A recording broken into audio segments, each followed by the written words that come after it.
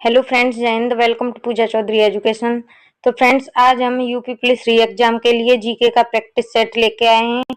तो please video के अंत तक बने रहना। तो चलते हैं पहले क्वेश्चन की ओर। आपका पहला क्वेश्चन है, बीजू पटनायक अंतरराष्ट्रीय हवाई अड्डा किस राज्य में स्थित है? तो बीजू पटनायक अंतरराष्ट्रीय हवाई अड्डा किस राज्य में स्थित है? तो ये उड़ीसा के भुवनेश्वर में स्थित है। कहाँ पर स्थित है? उड़ीसा के भुवनेश्वर में। उड़ीसा की राजधानी कौन सी है? तो उड़ीसा की राजधानी है भुवनेश्वर।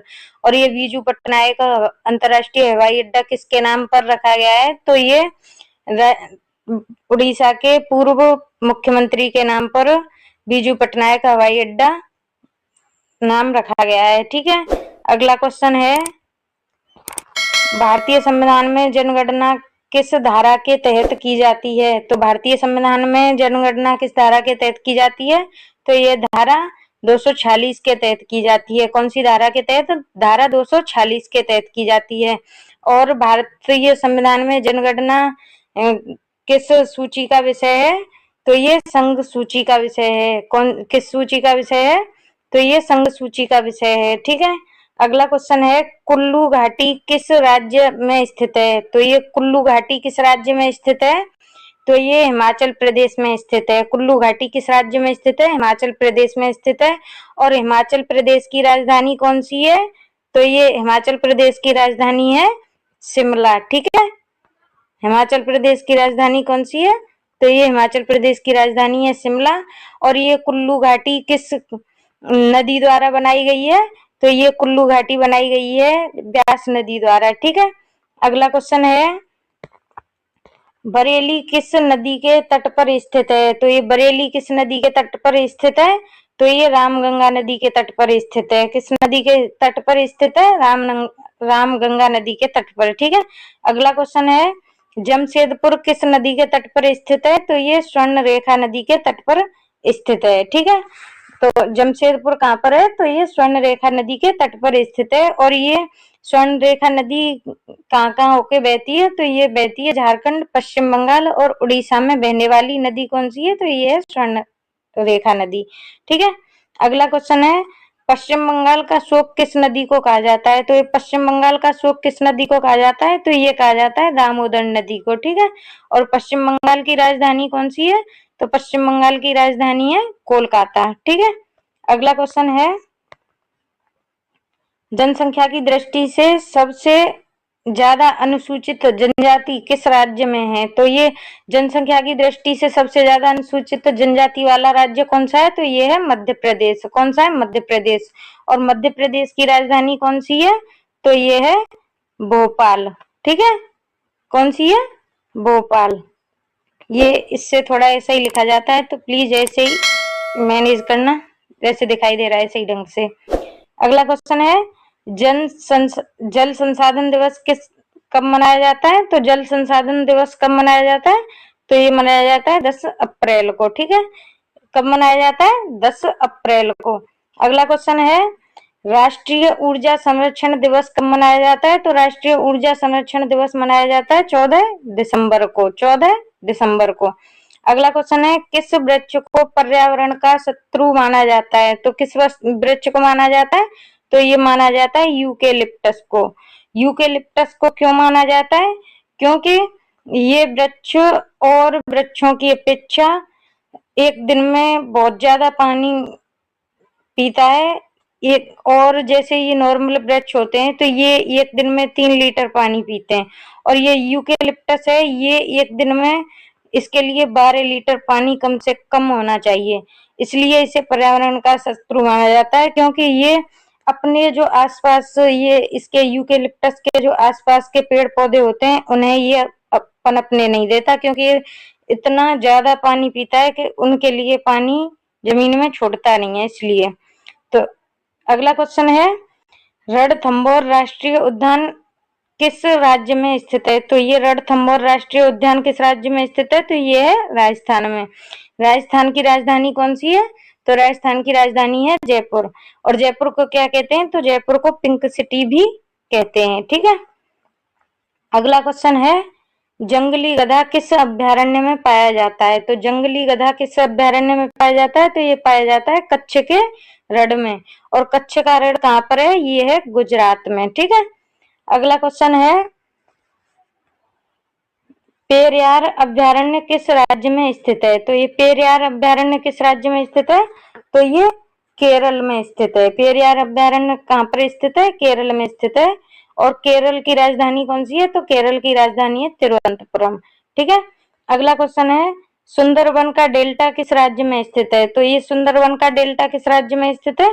तो ये स्थित है पश्चिम बंगाल में। ठीक है, और पश्चिम बंगाल की राजधानी कौन सी है? तो ये कोलकाता है। ठीक है, अगला क्वेश्चन है आरबीआई के प्रथम भारतीय गवर्नर कौन थे? तो आरबीआई के प्रथम भारतीय गवर्नर कौन थे? तो ये थे सीडी देशमुख।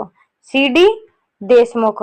और सीडी देशमुख का पूरा नाम क्या है? तो ये है, इनका नाम है सर चिंतामन द्वारकानाथ देशमुख। ठीक है, पूरा नाम क्या है?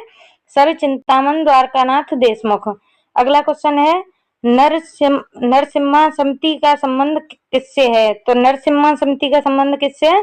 तो यह वित्तीय बैंक सुधार से। वित्तीय बैंक सुधार से। अगला क्वेश्चन है भारतीय संविधान में राजभाषा किस अनुच्छेद के अंतर्गत दी गई है?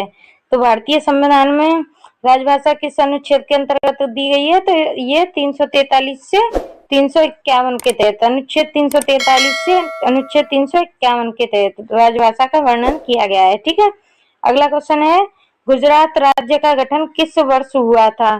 तो गुजरात राज्य का गठन किस वर्ष हुआ था?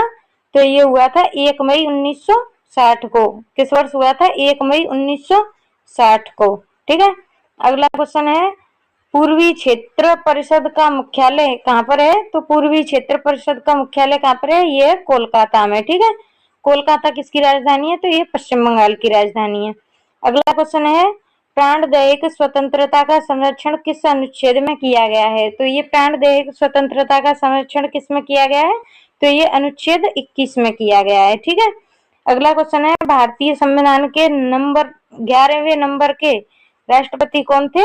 तो ये भारतीय संविधान के 11वें नंबर के राष्ट्रपति कौन थे? तो ये थे डॉक्टर एपीजे अब्दुल कलाम। इन्हें मिसाइल मैन के नाम से भी जानते हैं। डॉक्टर एपीजे अब्दुल कलाम को किस नाम से भी जानते हैं? तो मिसाइल मैन के नाम से भी जानते हैं। और अब जो फिलहाल 2024 में भारत के जो राष्ट्रपति हैं वो कौन है? तो वो है द्रौपदी मुर्मू। और ये पहली महिला आदिवासी महिला राष्ट्रपति हैं। और ये कौन से नंबर की राष्ट्रपति हैं? तो ये 15वें नंबर की राष्ट्रपति हैं। ठीक है, द्रौपदी मुर्मू कौन से नंबर की राष्ट्रपति हैं? तो ये 15वें नंबर की राष्ट्रपति हैं। इनसे पहले 14 राष्ट्रपति रह चुके हैं। अगला क्वेश्चन है भारत के राष्ट्रपति के पास कितने प्रकार की वीटो शक्ति होती है? तो वीटो पावर कितने प्रकार की होती है भारत के राष्ट्रपति के पास? तो ये होती है 3 प्रकार की। ठीक है, इसमें ये 5 गलत लिखा हुआ है, तो ये होती है 3 प्रकार की। ठीक है, तो 3 प्रकार की कौन कौन सी होती है? तो पहली तो होती है वीटो, पूर्ण वीटो। ठीक है, पहली वीटो शक्ति कौन सी होती है? तो ये होती है पहली पूर्ण वीटो। और दूसरी वीटो शक्ति का नाम है निलंबित वीटो। निलंबित वीटो। और तीसरी वीटो पावर का नाम है पॉकेट वीटो। ठीक है, तीसरी वीटो शक्ति का नाम क्या है? तो पॉकेट वीटो। अगला क्वेश्चन है भारत के तीसरे नंबर के उपराष्ट्रपति कौन थे? तो भारत के तीसरे नंबर के उपराष्ट्रपति कौन थे? तो ये थे वीवी गिरी। अगला क्वेश्चन है भारत के सबसे कम उम्र के प्रधानमंत्री कौन थे? तो ये सबसे कम उम्र के प्रधानमंत्री कौन थे? तो ये थे मोरारजी देसाई। ठीक है, अगला क्वेश्चन है भारत के सबसे कम उम्र के प्रधानमंत्री कौन थे? तो भारत के सबसे कम उम्र के प्रधानमंत्री थे राजीव गांधी। ठीक है, राजीव गांधी। अगला क्वेश्चन है 16वीं लोकसभा के अध्यक्ष, तो 16वीं लोकसभा के अध्यक्ष कौन थे? तो ये थे सुमित्रा महाजन। ठीक है, अगला क्वेश्चन है इलाहाबाद उच्च न्यायालय की स्थापना किस वर्ष की गई थी? तो इलाहाबाद उच्च न्यायालय की स्थापना किस वर्ष की गई थी? तो ये की गई थी 1866 ईस्वी में। ठीक है, 1866 ईस्वी में। और ये इलाहाबाद उच्च न्यायालय सब हाईकोर्ट में सबसे बड़ा उच्च न्यायालय है। ठीक है, तो ये उच्च न्यायालय सबसे बड़ा क्यों है? क्योंकि इसमें जजों की संख्या सबसे ज्यादा है। इसमें जजों की संख्या कितनी है? तो ये है 160। ठीक है, जजों की संख्या के आधार पर इलाहाबाद उच्च न्यायालय सबसे बड़ा उच्च न्यायालय है। ठीक है, और इसमें जजों की संख्या कितनी है? 160 इसमें जजों की संख्या है। ठीक है, अगला क्वेश्चन है, बिजली पर करों में छूट किस अनुच्छेद के तहत रखी गई थी? तो बिजली पर करों में छूट किस अनुच्छेद के तहत रखी गई थी?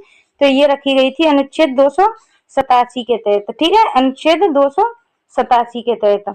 अगला क्वेश्चन है, 12वीं वित्त आयोग के अध्यक्ष कौन थे? तो 12वीं वित्त आयोग के अध्यक्ष कौन थे? तो ये थे डॉक्टर सी रंगराजन। ठीक है, डॉक्टर सी रंगराजन।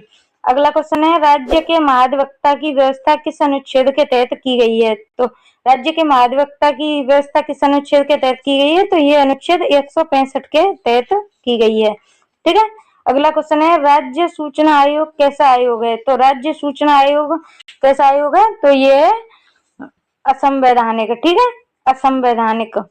अगला क्वेश्चन है, भारत में राष्ट्रीय आपात किस अनुच्छेद के तहत लगाई जाती है? तो भारत में राष्ट्रीय आपात किस अनुच्छेद के तहत लगाया जाता है? तो ये अनुच्छेद 352 के तहत। ठीक है, अनुच्छेद 352 के तहत राष्ट्रीय आपात लगाया जाता है। अगला क्वेश्चन है, राज्य में राष्ट्रपति शासन किस अनुच्छेद के तहत लगाया जाता है? तो राज्य में जो राष्ट्रपति शासन लगता है तो वो किस अनुच्छेद के तहत लगाया जाता है? तो अनुच्छेद 356 के तहत। ठीक है, अगला क्वेश्चन है, और ये आज का लास्ट क्वेश्चन है। तो अगला क्वेश्चन है, प्राक्कलन समिति की जुड़वा बहन किस समिति को कहा जाता है? तो ये प्राक्कलन समिति की जुड़वा बहन किस समिति को कहा जाता है? तो ये कहा जाता है लोक लेखा समिति को। ठीक है, ये कौन सी समिति को कहा जाता है? ये कहा जाता है लोक लेखा समिति को, लोक लेखा समिति को। ठीक है, इस लोक लेखा समिति में 22 सदस्य होते हैं। इस लोक लेखा समिति में कितने सदस्य होते हैं? तो ये होते हैं 22 सदस्य, और इसमें 15 लोकसभा, इसमें होते हैं 15 लोकसभा के द्वारा निर्वाचित और 7 राज्यसभा के द्वारा 1 वर्ष के लिए इन्हें निर्वाचित किया जाता है। ठीक है, तो फ्रेंड्स, वीडियो अच्छी लगी हो तो प्लीज वीडियो को लाइक कर देना, और प्लीज आप हमारे चैनल पर नए हैं तो प्लीज चैनल को सब्सक्राइब कर लेना। तो मिलते हैं नेक्स्ट वीडियो में। जय हिंद।